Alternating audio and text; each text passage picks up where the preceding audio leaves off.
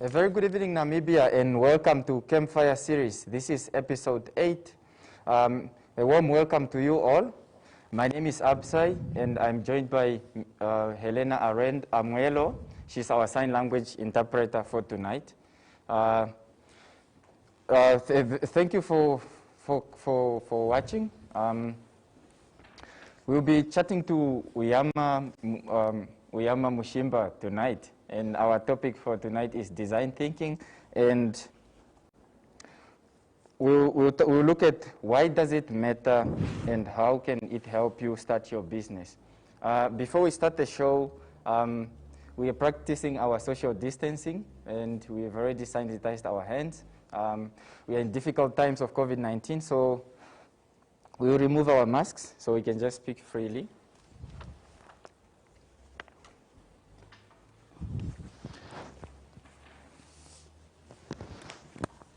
Yes. All right, now we can talk freely. All right. As I said, this is Campfire Series, the episode 8. Our topic for tonight is design thinking. We will take a look at why does it matter and how can it help you start your business. I'm joined by our youthful and our youthful entrepreneur. She's a Namibian, by the way, and she's a disruptor by nature, and she's driven by making a positive impact in people's lives. Please welcome Ujama, excuse me. Thank you. I'm happy to be here. Thank you for coming to the show. All right. Before we'll just quickly get into it. Please tell us who's Ujama. Sure. It's a very heavy loaded question. I'm an entrepreneur, like you said, based here in Namibia. I started a business called Wing It Diner. I don't know for those wingers out there. Yeah. I'm a mom. I'm a design thinker, and in general, I just think I'm a fun-loving person. Yeah, nice one. Great. You really seem to be a fun-loving person, and trying to control the excitement over here. I'm excited to have you on the show, and I'm happy, and I know you're gonna have a good show tonight. Yeah, for sure. Great. We're gonna learn a lot from you tonight. I hope so. Please tell us to get to our show to really get into the topic of tonight. What or who do you say is your biggest inspiration? I'm inspired by a lot of things. I'm inspired by people. I'm inspired by things. But I think when I talk about my biggest inspiration, I'd have to think about the fact that my father was a really big inspiration for me. Yeah. I think he's sort of the person who's planted the spirit of entrepreneurship in me. Yeah. And I'm inspired by Namibia. I'm inspired by Africa and its people. You know, we're living in a time where, you know, we're now starting to sort of show up in the world in terms of what it is that we're able to do. And it's so wonderful to see, and things like that really inspire me. Great. So you are a daddy's girl. Yes, for sure I'm a daddy's girl. Great. All right. Alma, or Ujama, excuse me, I keep saying Alma. My name is Alma for tonight. No, let's keep it to Ujama. So, Ujama, what do you think about entrepreneurship or entrepreneur ecosystem in Namibia? Do you think we are on track? I think the entrepreneurship ecosystem in Namibia is fragmented into different sectors. So we loosely throw around the term entrepreneurship. So when we talk about the fragmentation, we talk about, for instance, micro entrepreneurs, the small entrepreneurs that we see selling and trading goods, in places like on the street and stuff like that.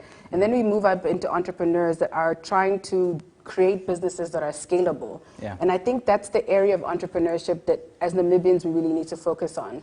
I'm very excited to see that, because of COVID, you sort of see that people are looking at entrepreneurship differently. Yeah. And a lot of these tech startups have actually just blossomed everywhere, which is nice. So COVID happened and suddenly restaurants couldn't open up. And then you saw people developing services such as delivery and stuff like that, which is obviously one of the elements of design thinking is sort of identifying a problem in the market and, going after it.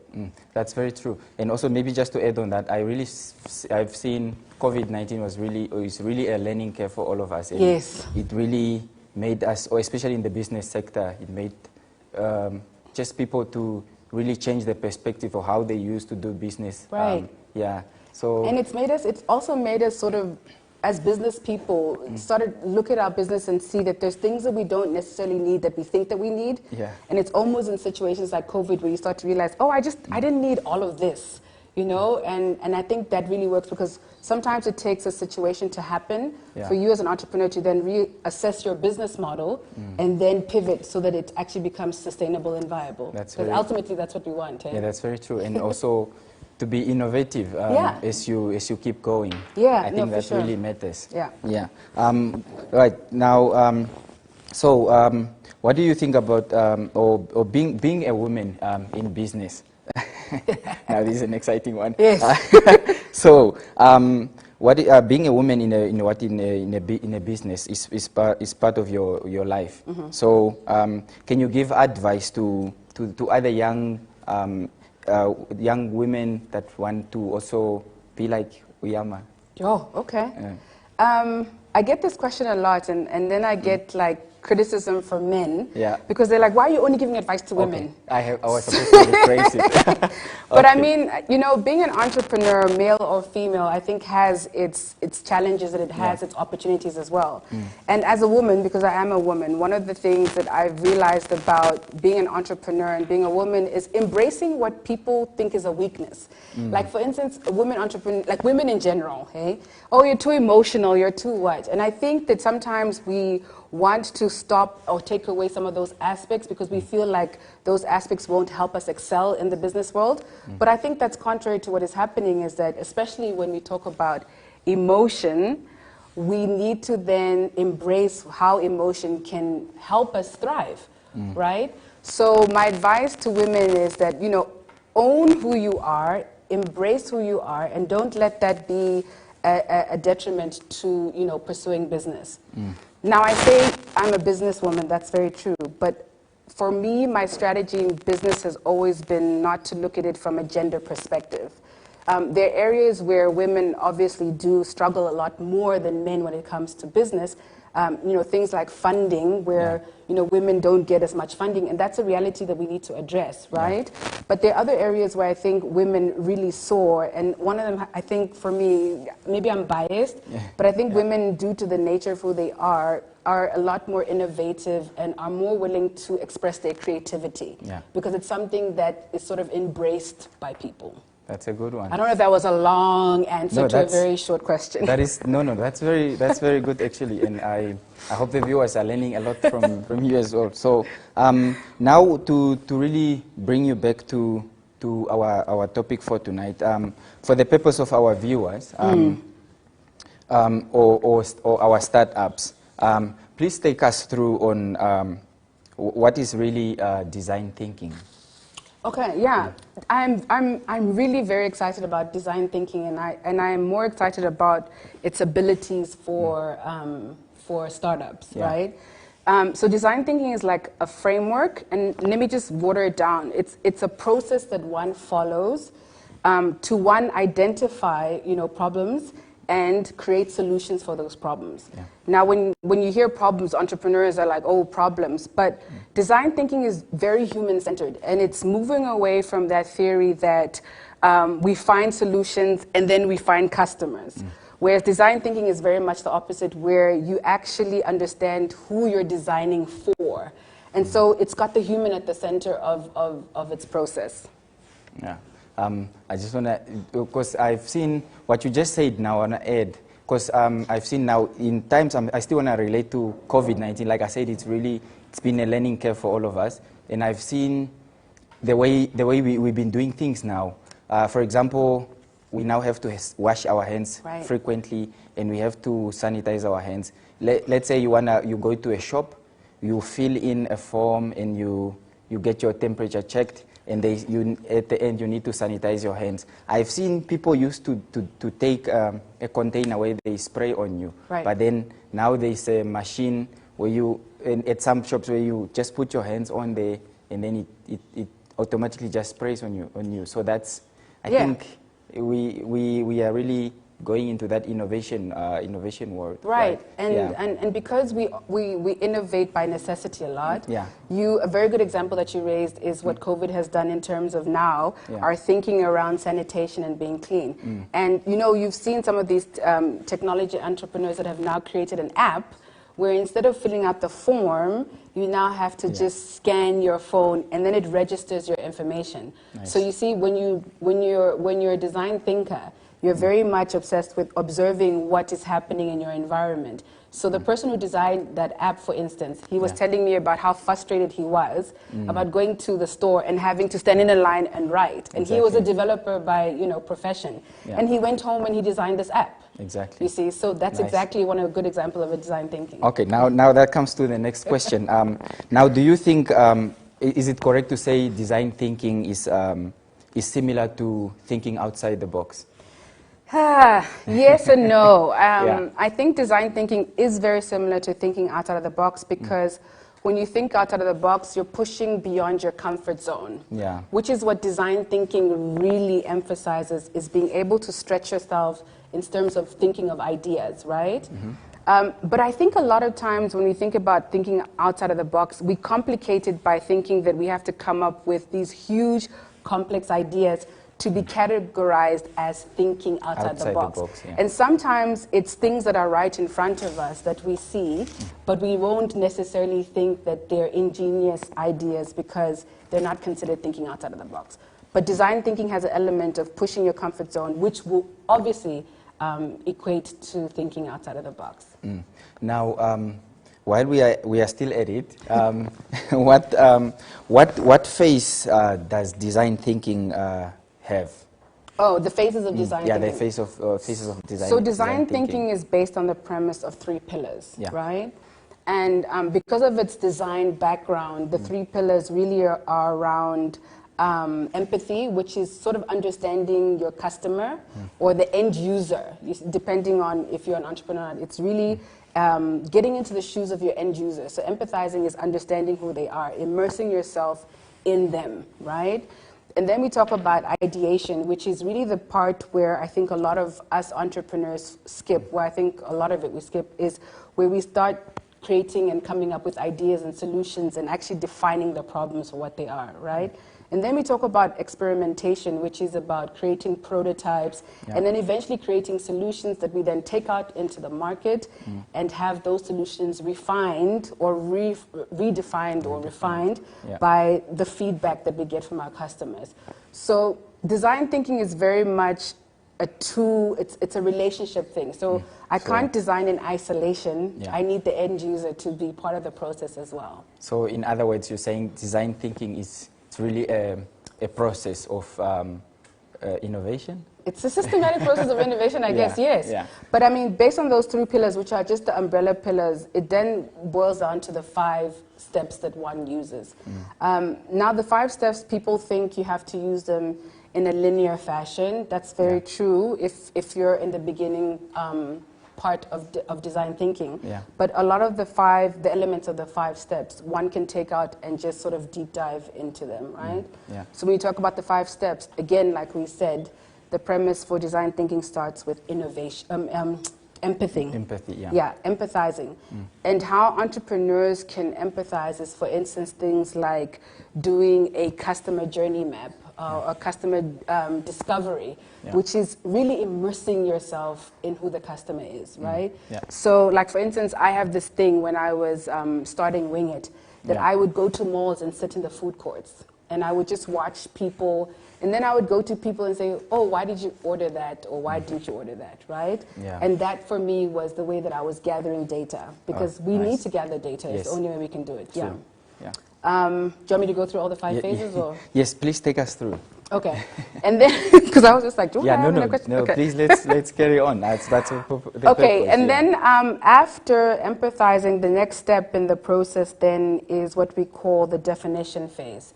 And this is where you take all the data that you've collected from your observation, whether it's focus groups, or whether it's like interviewing people, and you take those and you go and you collate them into I want to say synthesize, but I'm worried, but okay. I want to put them together, and then from there start to see the trends within your data, and then start defining the problems. And once you start seeing the problems that you can then tackle, then you start framing them and framing the questions that you now want to ask in terms of how can I, based on my observations, create a solution for this problem, right? So that's the definition phase. Yeah. Then we go into the ideate phase, which is very counterintuitive for us, because in the ideate phase, you are designing solutions based on what you've observed. Now, I have to tell you this. Yes. As entrepreneurs, we design solutions and then we take it to market, right? And then what happens? We don't understand why the market doesn't like our solutions. But it's because we've sort of started this process from the other side. So by the time you come to the ideate phase, in design thinking, you already know what the problem is. And I think that's one of our biggest stumbling blocks for entrepreneurs, is just designing a product for yourself maybe, or for who you think might like it, and then push it into the market. And that causes a lot of failures. And I mean, failure is part of the entrepreneurship journey, but sometimes it can be prevented in certain instances if you follow this process. Nice. Great. From this, there are 5, hey? So No, we can carry on. Let's go with it. I'm really enjoying this myself. All right, and then we go to the prototype, which is, so prototyping is like creating a sample or an example of either the product or service, right? The purpose of prototyping is for you to get feedback from your market. And it's also for you to then design what is called an MVP, so a minimal viable product. And that's the first phase of the product that you will then take to market. Why that's important is because you don't want to enter the market with a product and the market has not seen this product already, right? Because the likelihood of the market seeing this product and saying, we don't want that, is very high. So prototyping allows you to get feedback based on a very inexpensive process where you design something real quick. An example of prototyping that I've used in my own business, if I can, is when we started Wing It Diner, we used to do taste tests. And so we would then prepare the menu based on the feedback that we got, and then we would get people from different demographics, backgrounds to come and taste and give us feedback. So that was our way of prototyping and sampling our menu before we went and spent all this money setting up a shop and starting a business, getting a loan from a bank, and then doing all of that. So prototyping for me is the most important part in the design process. Okay, then lastly, we get to the testing phase where you now take your product out into the market and you let the consumer interact with your product. And that phase is also very important because, and I think it's one that we we do it, but then we don't take back the feedback and iterate and refine our product. So when your product is out there, that's not the end of your design journey, right? Because then it starts again, because it's a loop. Process, it's a loop again, because now you observe, how is the market interacting with my product? Where can I change? And then again, you're collecting more data to go back through the process, right? So that's the 5-step process for design thinking. That is. It's like a full week's course if you think of it, but I try to shorten it down. I really already, because when you're talking, I'm really just imagining how I can come up with an idea and really take it through, test, and come back to it again. Really, so it's really. I keep repeating the word, but it's really a process. It is. No, it certainly is, and it's a worthwhile process for you to follow. It's just one of the challenges when it comes to design thinking, that it's not a process that one wants to do when you're starting out and you're excited as an entrepreneur. Because when you're an entrepreneur, like, you have this great idea and it's going to work, and then you rush out into the market and you do it. And then you experience failure, and then you're demoralized and think, this entrepreneurship thing isn't for me. And I think one needs to start looking at entrepreneurship not as an art on its own, but also as a science, where there are processes to being an entrepreneur. Now, do you think I'm at maybe I'm at a farm and I want to start a chicken farming business. Now, do you think it's a really good business, by the way? I'm not laughing because it's not a good business, but that's an interesting example. Yeah. No, but I just want to now still bring in the part of design thinking, because I just have it in my head. I'm going to start a chicken farm and I'll start selling, but I didn't go through this process. Do you think it's compulsory to really go through the design thinking process? I think there's elements of going through the process that one should adhere to. Yeah. But I think design thinking really works. Okay, your example, is valid in terms of you want to sell chickens and stuff. But I think when one follows the design process, it's usually when you want to scale your business, Yeah. And yes, so if you are a chicken farmer, you would need to do an element of design thinking where it would be, who's your customer? Yeah. Right? So it's not about rearing chickens and then just selling them. It's also about the end user, who's actually going to consume your chickens. Yeah. And questions like, why are they consuming your chickens? What sort of chickens are they consuming, How often do they consume? Because one needs to also understand that, selling equals, you want to make money. Yeah. You're not doing it for mahala. I mean, it's not for free. That's very So how true. do you then understand you're going to get a return on your investment if you don't actually follow a process? Right? Yes, that answers my question as well. And I hope all the viewers are learning a lot from Ujama tonight. This is Campfire Series, episode 8. Our topic for tonight is design thinking and why does it matter in helping you start your business. Now on to the next question. What are the problems with ingrained patterns of design thinking? What are the challenges when it comes to ingrained thinking? So design thinking requires you to embrace ambiguity, right? And ambiguity means embrace uncertainty, things that you're not used to. Yeah. Now, when you've got ingrained thinking, what happens technically is that you revert back to the known, what you know, or what you think you know. And what that does is that it doesn't allow you to step out of your comfort zone and be able to then be curious about things that might not be in your sphere of knowledge, right? Yeah. And then that's the problem of the thinking outside of the box that you're talking about. When you're ingrained in this repetition of, this is how I do things, you are unlikely to step out of that and do something else differently. And design thinking fundamentally forces you to step out of your comfort zone. You have to push the boundaries. So when you do design thinking exercises, for instance, right, they always say, come up with a solution to this problem, but push yourself a little bit more. Don't just think of the obvious. But if you've got this repetitive, but this is how it's done. It's very hard for you to then step out of that thinking. That's really true.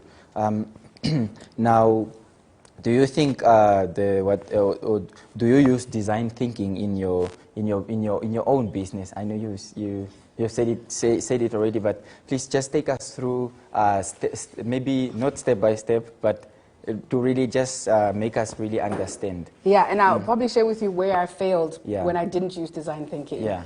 I use elements of design thinking within my business. I wasn't as familiar with design thinking as I am now when I started my business. Yeah. So that's why I was saying hence where I have failed. And I think a lot of what we did was inherent in the sense that we didn't name it as design thinking, but now that I look back, it was elements of design thinking. So for instance, the one thing that we did was the taste test when we actually started the restaurant, was obviously getting focus groups in, speaking to people. The step that I think I missed when it came to that was I didn't do the observation and empathy part, right? And I think that stems from sometimes our entrepreneur thinking, where you come up with this brilliant idea and then you're like, this idea is going to work, without doing the first part, which is the empathy part of design thinking.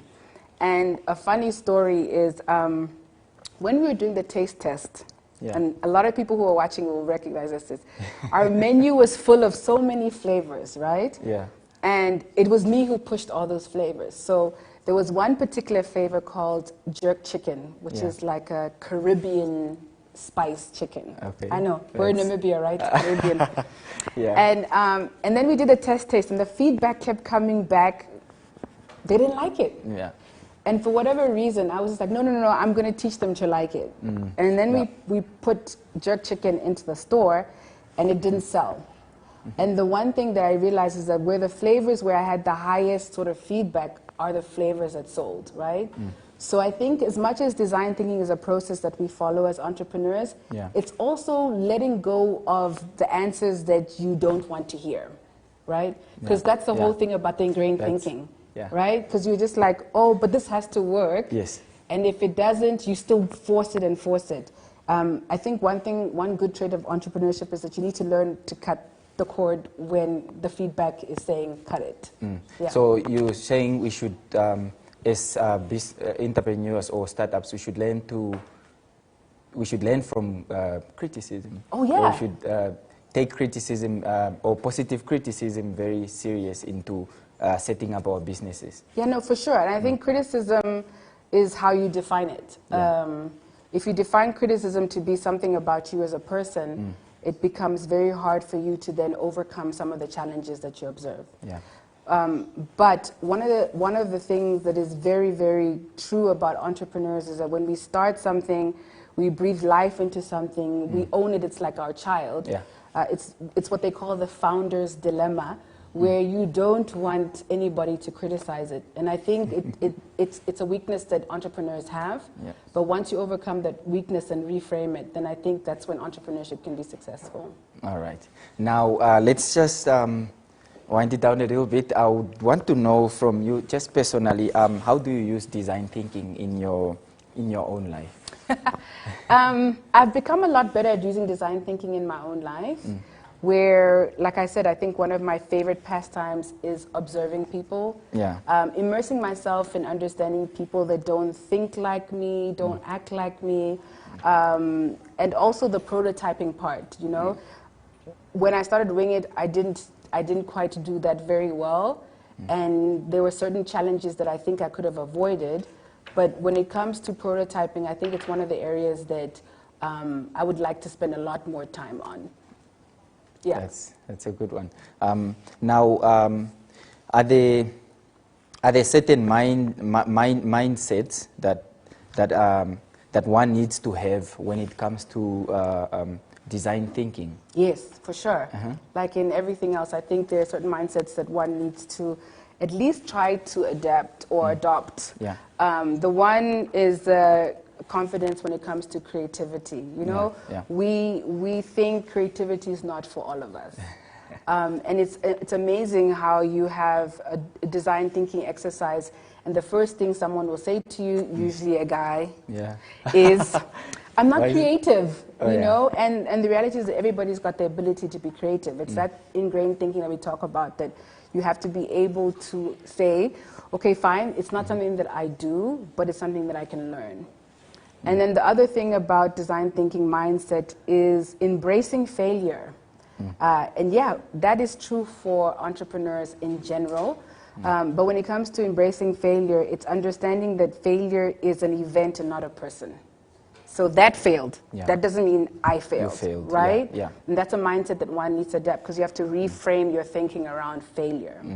Right, and the other thing, the other mindset, I wrote it down. Let me just get to my notes. Yes, please take us through. The other mindset that I had here was about, empathy. And I think we've spoken a lot about empathy. Yes. I don't have to repeat that. We talk about empathy. But the other mindset is make it. And by make it, I mean, we all have wonderful pie in the sky ideas. Yeah. But I think the mindset has to, on a certain level, be, yes, this is viable, this is something that can actually happen, right? And then the other mindset is the ability to share the story of the product and service with people. We think the product needs to speak for itself, but we need to tell the story about the product. And I think that's something that we need to practice more and more, is telling the story to our end user about the product, right? Yeah. Ooh, let me see if I've got any other. So a design thinker has to be, not has to be, because I don't want to give rules about it, but it requires an optimistic mindset. So it's understanding that it's a process, and that at the end of this process, there is going to be an outcome, right?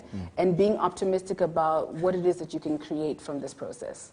Yeah. Yeah, great. So now when we talk about failures, because there are a lot of failures in business. Now, I want to just quickly just go into, I haven't that idea, but then I come up with a very exciting idea, and I've seen it happening quite a lot. A very exciting idea that I come up with. We take it to the market, and then get so exciting for the next 2 years or 3, and then later you see it just kind of fade out. What do you think that really entrepreneurs needs to work on when it comes to that? Yes, that happens a lot. It's even happened to some of us, where failure has been a reality. Yeah. And my thing is that you won't be able to find an entrepreneur on this planet that has not failed. And the ones that are succeeding are the ones that have failed multiple times, right? Yeah. And I think the one thing that we need to understand about entrepreneurship is that it's not a sprint as much as we think startups are scaling quickly to sell. It's actually a marathon that requires a lot of tenacity and grit, right? And it's like I said before, like failure is an event and it's not a person. Embrace it. Yeah. Because from the failure, you are able to learn lessons about what went wrong, and you can then iterate or come up with new ideas in terms of how to change it. But if you feel that failure defines you as a person, you'll never have the confidence to look at the situation from a learning perspective, right? And as an entrepreneur, the one thing that you must be always willing to do is learn. Yes. If you don't want to learn, you're in the wrong industry. Eh? That's true. Yeah, you really are. Yeah. Because every day we're learning. I mean, I lost my father. He was in his 60s or whatever. And every day he was still learning. He made it a point to always keep up with what was new and fascinating in his industry. Now, do you have any maybe any more examples of design thinking? In Namibia, apart from the check-in thing, which I thought was very fascinating, there's one company that I find actually that has really done design thinking very well. It was a case study that I recently read, was how they were changing the pharmacy model. You know how like we go into the pharmacy, we get a prescription from a doctor, and then you have all these tablets and pills that you have to take. The shelves, Yeah, you know? Yeah. How many times do you finish your medication? As soon as I know I feel better, and then you just like sort of abandon it, right? And so what this pharmacy business has done is they've taken away the whole front end part of the business, because they started to observe like what is it that the end user actually wants when it comes to using a pharmacy service. The end user wants their pills to be packaged, and they want to be told how they should take them, right? And not in a bottle, in like a little, like they've packaged it where they ziplocked your thing. So they deliver your medication to you every week, and not in the bottle, just in a little thing that tells you, okay, Ujama, today you have to take this. Nice. Right? And I mean, then you don't have that situation where you're like, oh, I don't remember what I'm supposed to. It's already pre-packaged for you. And I think that is where we see design thinking really comes in. And being human-centered. That's the thing, right? At the end of the day, it's about the human and the end user. True. Yeah. So I think that's a very good example, because maybe I'm forgetful as well, so I don't have to think, okay, what time did I take my medication last time? So I will look at what already created, and that works. Exactly. I think that's really good, and a good idea, and a good example of design thinking. And here in Namibia, it uses the element of design thinking is telemedicine. I don't know how familiar you are with them. I know. Shout out to telemedicine. There's a company called Macquarie Health that is running a pilot actually, and this is their empathy phase of their design thinking process. They're running a pilot out of a pharmacy and giving people the option to be able to see a doctor on a computer. So virtual consultation, right? Depending on what the feedback is for that, is how they'll roll out that product. But right here in Namibia, there are great examples of how companies are using design thinking. Nice. Now, still onto on examples. I find what do you call them? Industrialization or industrial designers. I'm not sure if you're familiar with the industrial designers, but I feel they are the ones that really help us, especially the things we use. I feel they play a very big role in our lives. So, do you think there's still more examples of design thinking into that field? Yeah, I know you're not an industrial designer. But it's funny that you should mention it, because I was actually looking at a new design for a school chair. And that's a good example. And this company, they were called in, their chair company, right? And they were called in to design a new chair for students. And we know how students are with chairs, you know? And what they did is that they followed the actual design thinking process. And they went in and they observed students in class and how they interacted with the chair. You know, you think, wow, that's okay, fine. So they spent like days watching these kids, how they sat in their chairs, where they left their bags, you know, and how they interacted with the chair. And they were able then to design a chair that was then fit for the user. So they had a place where you could hang your bag. And then because now kids were doing more group work, instead of lifting the chair, it had wheels on it so you could roll around and create, you know, groups and easily go back. And that's a perfect example of industrial design thinking, because you're creating a solution that, one, you can replicate and it's mutable, as in you can design it for more people, and it's also beneficial to the person that's using it. Now, still, it's another. Now, I want to really tap into industrial design, because I feel that's really what's holding us in many ways. Like for example, a plug. There's just some that don't work.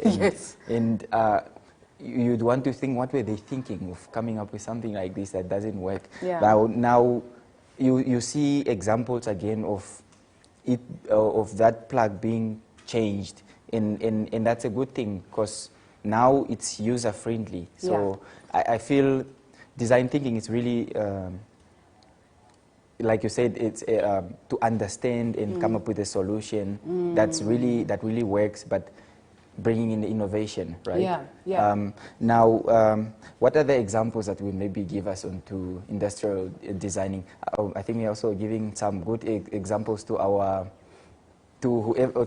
viewers. So if you have a notebook, please take this down. I know we want to see more examples of design thinking, and we would want you to come to Startup Namibia. You know, I want to talk about design thinking. Yes, you say industrial. But I want to relate it back to the environment that we're in, where I think design thinking plays a role in the African context, right? And I say that because we've got lots of challenges in Africa, right? And in Namibia. Let me just bring it down to Namibia. We've got lots of challenges in our communities that, one, I think using design thinking can really help us to solve a lot of these things. So you look at, like, for instance, areas like poverty, education, healthcare. You know, my thing is, if we can find entrepreneurs who are looking at some of the serious challenges that we're facing and can come up with solutions for those, I think design thinking would be one of them. I'm very passionate about education. It's like my thing, and I think that design thinking and how the process is used can help us to really start creating curriculums that really benefit Namibian students in a way that they can go out into the world and be impactful in our community, right? And so I think those are the areas where, if you're an entrepreneur out there, you know, listening to me today, look into the environment that you're in right now. Look at the communities, look at your schools, look at your families. What are some of the challenges that you're seeing that you can think that you can actually try to solve using design thinking? And if you're going to do a design thinking course with you guys, then I think really suggest that to people, because it's nice to create, you know, great apps and stuff, but people are suffering from water, like they don't get access to clean water. People don't get access to electricity. Those are the things that we should be doing for our communities. That's very true. We quickly take a break. We'll be right back.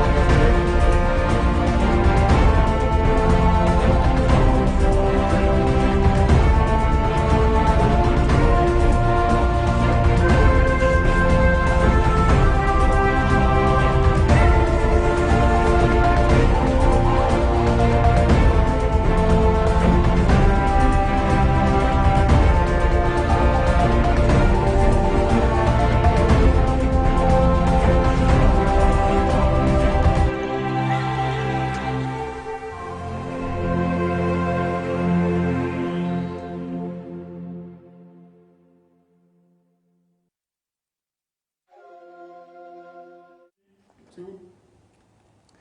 And welcome back. You are watching Campfire Series. This is episode 8. I'm sitting with Ujama, and our topic for tonight is design thinking and why does it matter and how can it help you start your business. So, Ujama, I just want us to go back again into design thinking. We talk more about design thinking. Let's quickly look at diversity on the design, teams, or the teams, yes. Right. Yeah, this is a great point because I think we don't really talk about teams when it comes to design. Well, in design thinking, it's a team-based exercise, but in reality, a lot of times founders are solo founders.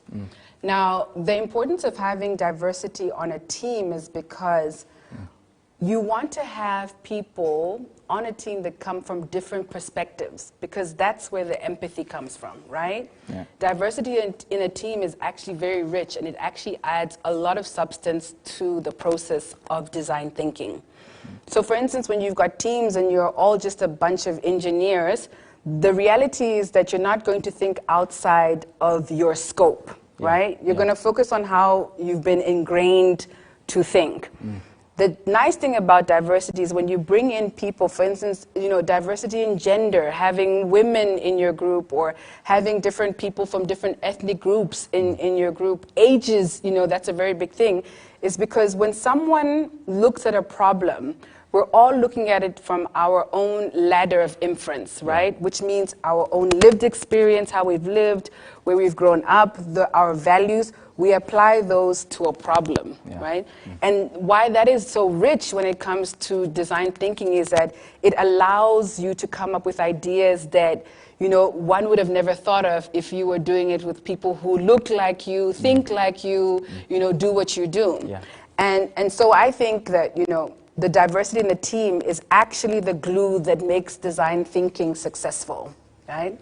And I encourage that for entrepreneurs to look at people who are not like you. Because the reality is that they'll look at a problem and they will interpret the problem a lot differently from you. That's informative. Yes. Great. Now, we're still talking about teamwork and diversity.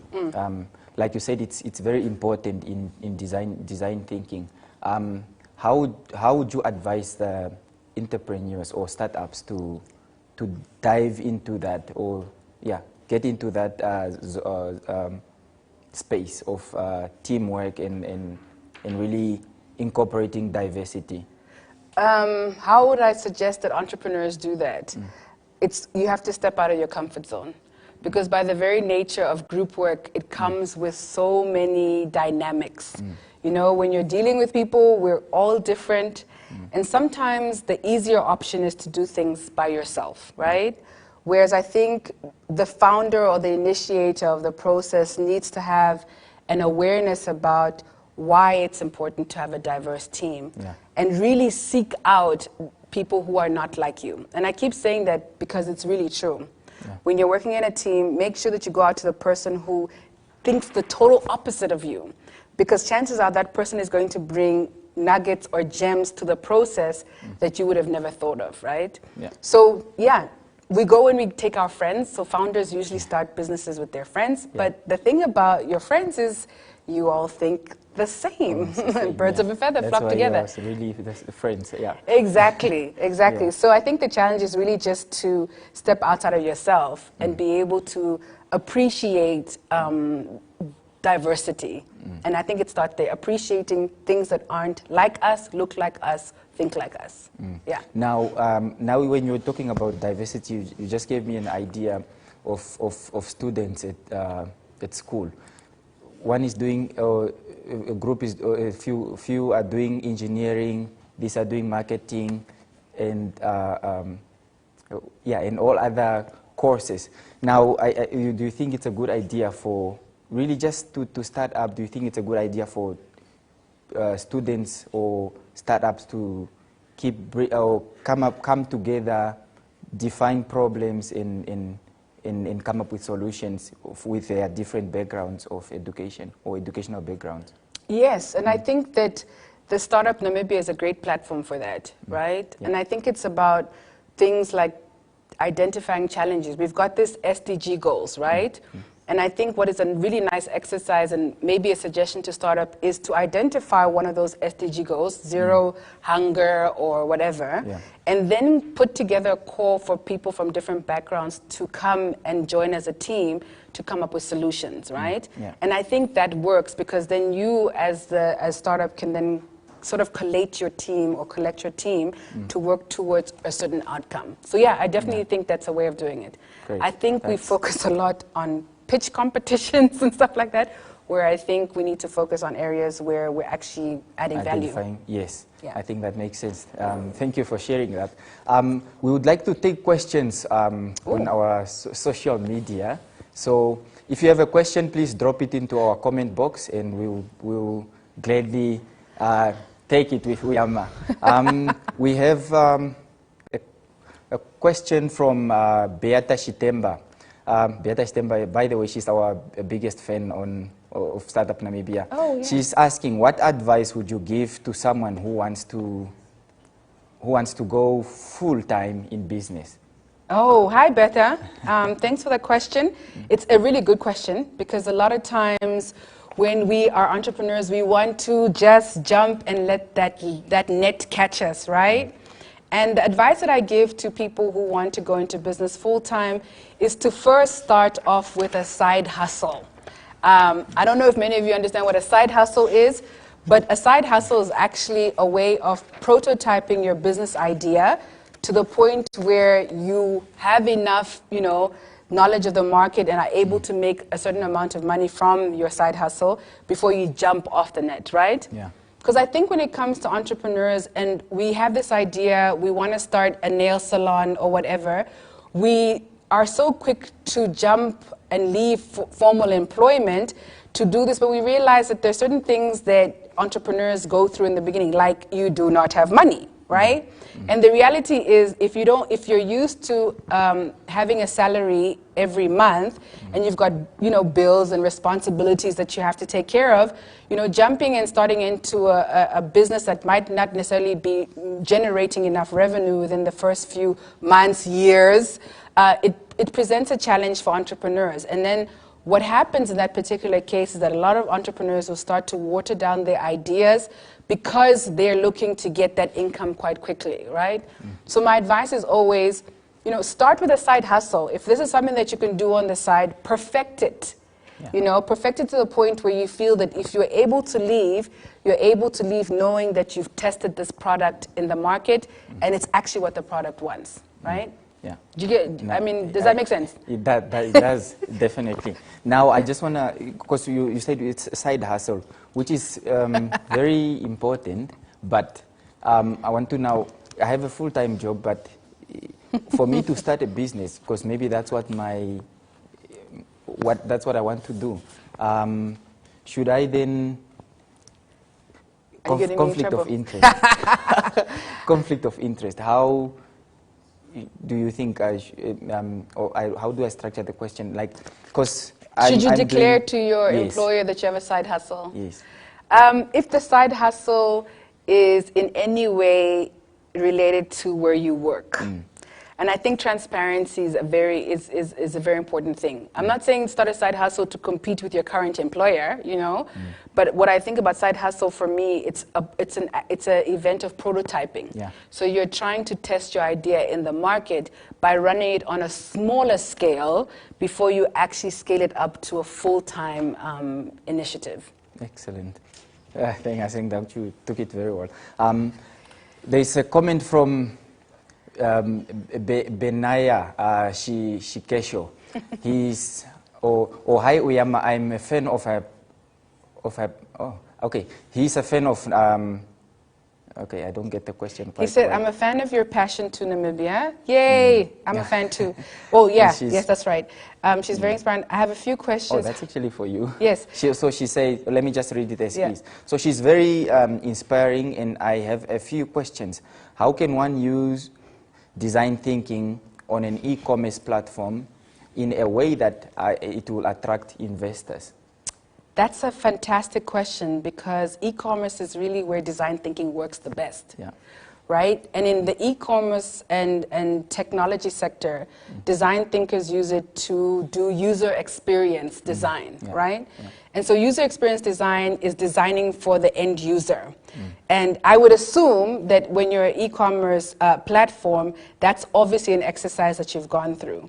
But again, it's going through the whole process of observing and empathizing with your customer or your intended customer based on the assumptions that you have. And depending on what product you're having, is to go out and really observe how these people operate. What are they buying? Why are they buying it? A lot of times when you're on an e-commerce site, we think that the product that we're selling is actually what the consumer wants.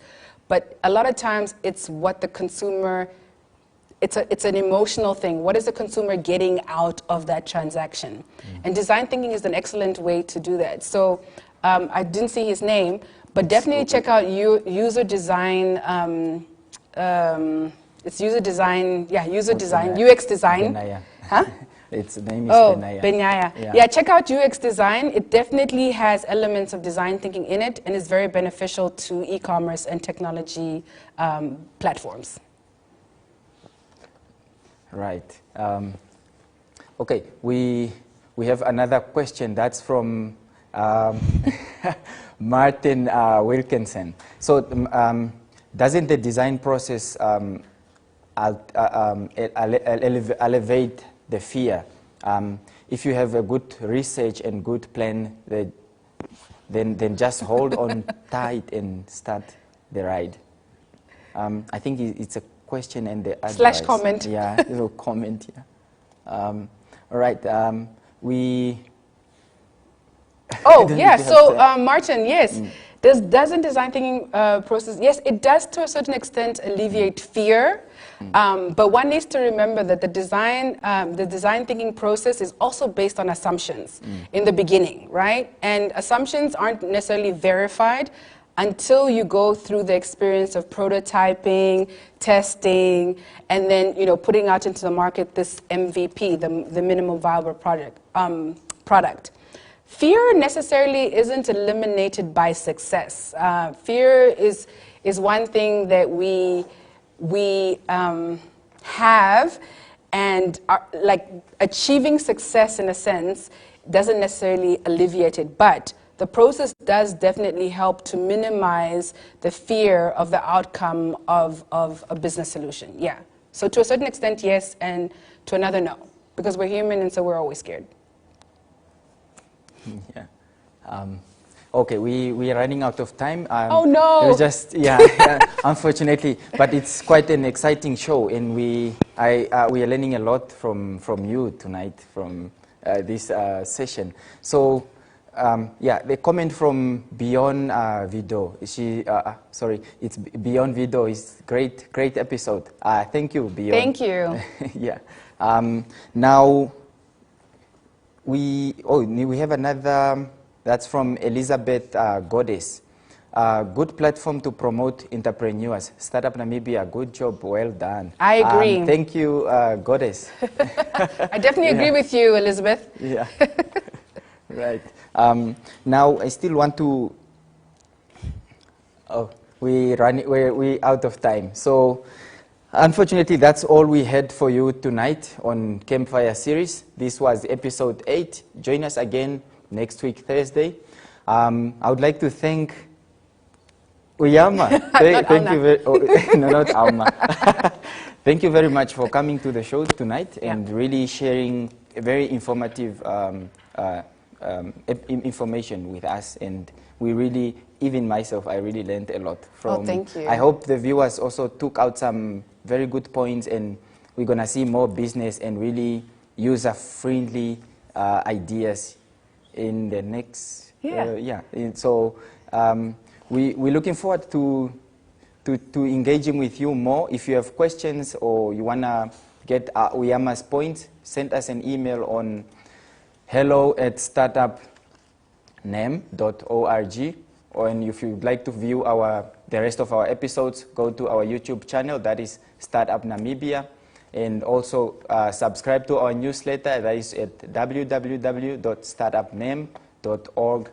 On the top right corner, there is a newsletter subscription form there, and you'll be able to be part of our community. I would like to thank everybody, and to the production team and all of us in studio, good night. Good night.